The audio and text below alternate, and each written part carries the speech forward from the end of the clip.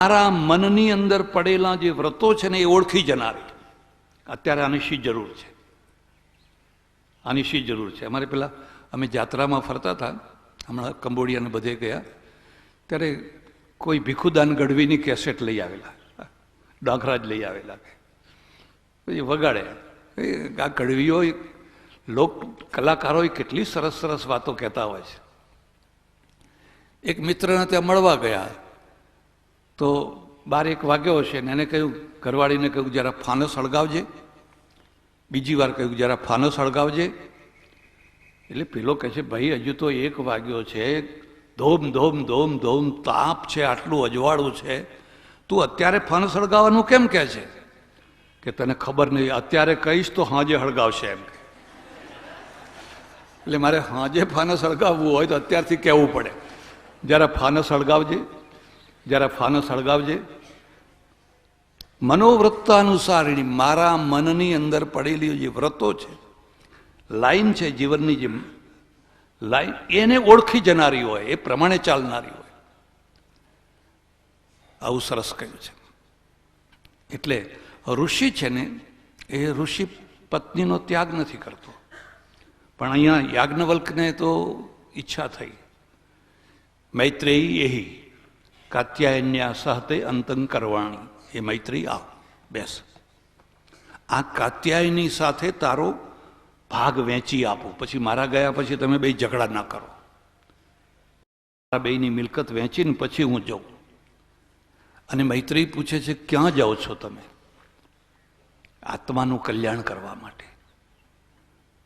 તો આત્માનું કલ્યાણ કરવા જાઓ છો તો એકલા એકલા જ આત્માનું કલ્યાણ કરશો? મારે આત્મા નથી, મારા આત્માનું કલ્યાણ નહીં કરવાનું? અને ત્યાંથી પછી ઉપનિષદને એટલી ગહન ઉપદેશો શરૂ થાય છે, એટલા સુંદર ઉપદેશો શરૂ થાય છે. આત્મા અવારે દ્રષ્ટવ્ય, શ્રોતવ્યો, મંતવ્યો, નિધિધ્યાસિતવ્ય.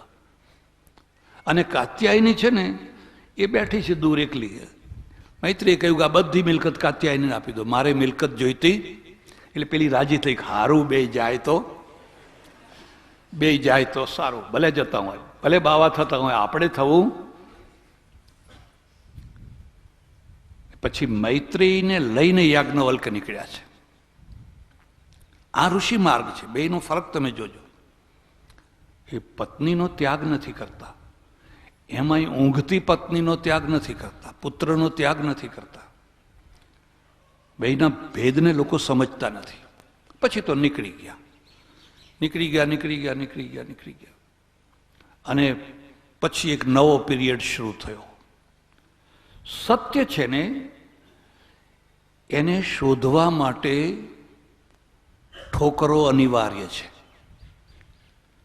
खुरशरू होता है इंसान ठोकरे खाने के बाद, रंग लाती है हीना पत्थर पे घिस जाने के बाद. તમે મહેંદી લાવો તોડીને એને હાથમાં પકડી રાખો તો હાથ લાલ ના થાય. એને જેટલી ઝીણી વાટો પછી હાથમાં લગાવો, હાથ લાલ ચોળ થઈ જાય. એમ માણસ છે, એને ઠોકરો નથી ખાધી તો એ ખુરશરું નહીં થઈ શકે. અને મોટામાં મોટું શાસ્ત્ર યાદ રાખજો, અનુભવોથી મોટું કોઈ શાસ્ત્ર નથી. બાકીના શાસ્ત્રો તો તમારા અનુભવો સાથે મેળવવા માટે છે, કે મને આ અનુભવ થયો એ શાસ્ત્રમાં છે કે નહીં, મેળવવા માટે છે. પણ સૌથી મોટામાં મોટું શાસ્ત્ર છે તમારા અનુભવો છે. અને અનુભવો છે એ જ્યારે તમે નિરાશ્રિત થઈને, નિરાધાર થઈને, અકિંચન થઈને એકલા નીકળી પડો છો ત્યારે જે અનુભવ થાય છે એ પૈસાના દ્વારા નથી થતા. તમારે મુંબઈ જવું છે, રિઝર્વેશન છે, ટિફિન છે, પાણીની બોટલ છે, બેડિંગ છે, બધુંય છે, અને મુંબઈ પહોંચી ગયેલો. શું અનુભવ થવાના હતા? એમાં કયો અનુભવ થવાનો હતો? પણ તમારે મુંબઈ જવું છે, પાસે ટિકિટ નથી, બેડિંગની તો વાત જ જવા દો, પાણીની તો વાત જ જવા દો, અને તમે મુંબઈ જવા નીકળી પડ્યા છો. હવે તમને જે અનુભવ થશે ને એ અનુભવો તમને ખુરશરૂ કરવા. એમાં જ્ઞાન જ જ્ઞાન, જ્ઞાન જ જ્ઞાન, જ્ઞાન જ જ્ઞાન. તમારી ઈચ્છા હોય તો મારા અનુભવો પુસ્તક છે, વાંચજો.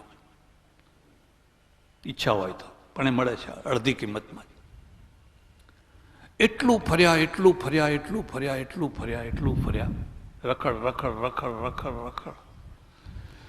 અમારે સાધુઓમાં એક ખાસ કહેવત છે, ઘૂમે સો સૂરા ઓર બેઠે સો પૂરા. જે ઘૂમવા નીકળે ને, સુરવીર હોય તો જ ઘૂમી શકે.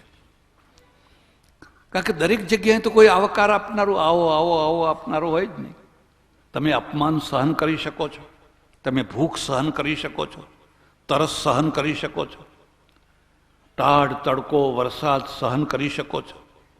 એ બધા કરતાં સૌથી કઠિનમાં કઠિન છે અપમાન, તિરસ્કાર. એકવાર હું એક જગ્યાએ ચાતુર્માસ કરતો અને પછી સાંજે 4-5 કિલોમીટર ફરવા નીકળ્યું રોડ ઉપર. પછી સાંજે જઈને કથા પ્રવચન કરું, 4-5 કિલોમીટર ફરવા જવું. તે ખેતરમાં 8-10 બહેનો હળપતિ એ કંઈક બાજરી કે એવું કંઈક વાઢે. જતા મને જોયો ને પછી વળતા પાછો જોયો. વળતા જોયો એટલે એક બેને કહ્યું કે મહારાજ લાલ ચોળ જેવા થયા છો, જરાક થોડીક બાજરી વઢાવતા જાઓ. હે બરાબર છે ને. એટલે હું તો પછી મેં કીધું આમાં ખેતરમાં જવાની જગ્યા ક્યાં હશે. આમ જોઈ તો એક છીંડું દેખાયો, અને છીંડું દેખાયું તો હું છીંડામાંથી ગયો. કીધું લાવ બેન દાંતરડું લાવો, થોડીક વઢાઈ આપું તને. ના ના ના મહારાજ તમને નહીં, તમને નહીં. એ તો ગભરાઈ ગઈ બધી.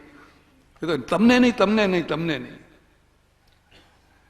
હવે તમે સામે ગાળો બોલો તો ગાળો બોલવી હોય તો બોલી શકાય ને.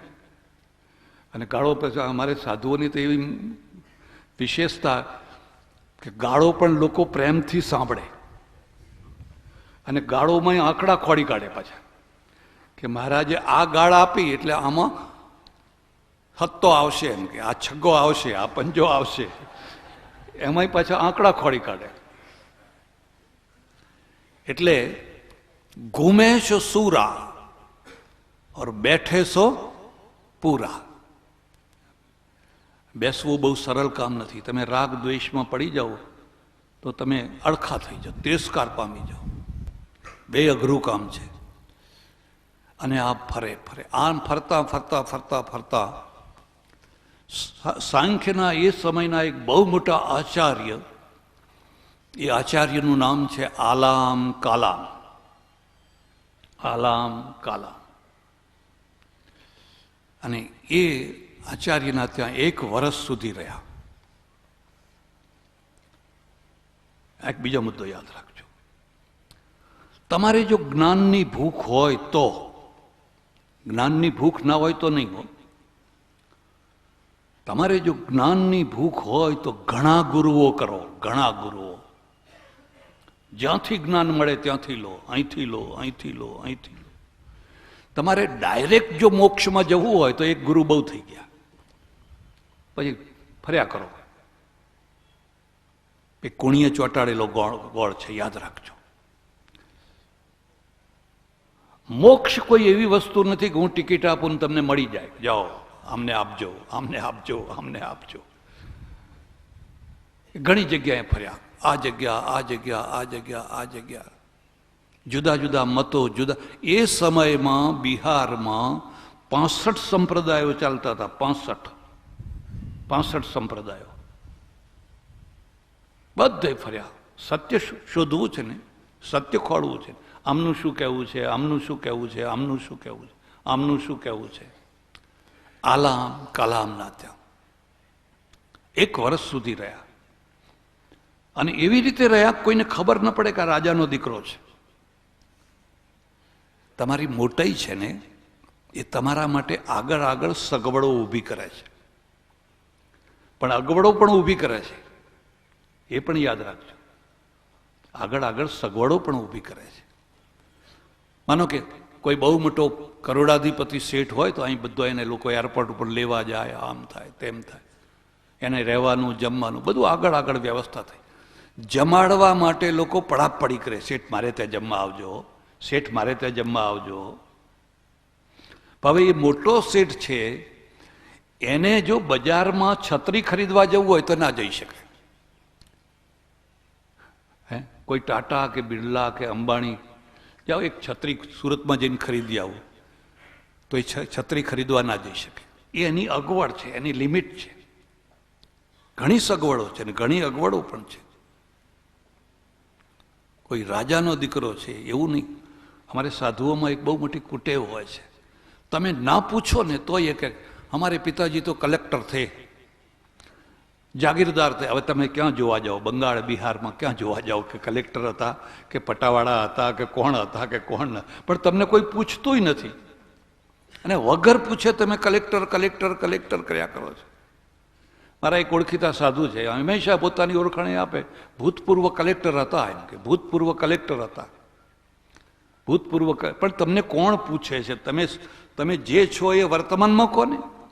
એનો અર્થ એ છે કે વર્તમાનમાં તમે નાના થઈ ગયા છો એટલે પેલું મોટું પદ તમને યાદ આવે છે. ને વર્તમાનમાં જો તમે મોટા થયા હોત તો પેલું નાનું પદ કહેતા તમને સંકોચ થાત.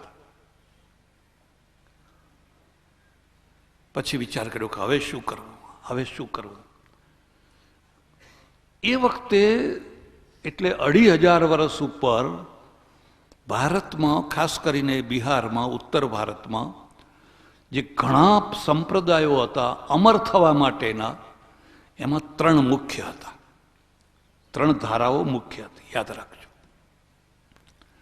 તમારે દુઃખ વિનાનું સુખ જોઈએ છે ને, નિતાંત સુખ જોઈએ છે ને, કર્મકાંડ કરો, સ્વાહા સ્વાહા સ્વાહા યજ્ઞો કરો. એ મીમાંસાની લાઈન હતી. એક બીજી લાઈન હતી, અને બીજી લાઈન હતી કે જો તમારે સુખ જોઈતું હોય, અમરત્વ પ્રાપ્ત કરવું હોય, દેહ દમન કરો, દેહ દમન કરો, દેહ દમન કરો, ઉપવાસો કરો, શરીરને દુઃખ આપો, શરીરને કષ્ટ આપો, સુખો ભોગવવાના નહીં, સુખોને દૂર રાખો, એને દેહ દમન વાદ કે. અને ત્રીજો એક માર્ગ હતો, એ માર્ગમાં હતું ના હોમ હવન કરવા છે, ના બહુ દેહ દમન કરવું છે, માત્ર તમારે વિવેક કરવો છે. વિવેક, નોલેજ, જ્ઞાન. તમારે માત્ર જ્ઞાન પ્રાપ્ત કરવું છે. આ 3 ધારાઓ હતી. કર્મકાંડની ધારા બહુ મોટી હતી, આજે પણ છે મોટી, અને દેહ દમનવાદ મધ્યમમાં હતો. અને આ વિવેક માર્ગ જે છે એ બિલકુલ થોડો હતો, બિલકુલ થોડો હતો. એમાં સિદ્ધાર્થ છે, એ સિદ્ધાર્થને થયું કે મારે જો અમર થવું હોય તો મારે દેહ દમન કરવું જ જોઈએ.